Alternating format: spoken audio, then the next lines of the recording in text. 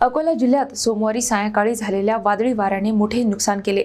तेलारा तालुक्यातील दहिगाव येथे एका घरावरील टीनपत्रे उडून गेल्याने अन्नधान्य आणि घरगुती साहित्याचे नुकसान झाले असून संबंधित कुटुंबाचा संसार उघड्यावर आला आहे। अकोला शहरासह संपूर्ण जिल्ह्यात सोमवारी सायंकाळच्या सुमारास वादळी वाऱ्याने जोरदार हजेरी लावली। अनेक भागांमध्ये झाडे उन्मळून पडली तर काही ठिकाणी घरांचेही नुकसान झाल्याचे चित्र पाहायला मिळाले। तेलारा तालुक्यातील दहिगाव येथे वादळी वाऱ्याचा मोठा फटका एका कुटुंबाला बसला। जोरदार वाऱ्यामुळे घरावरील टीनपत्रे उडून गेली आणि घराचे मोठे नुकसान झाले।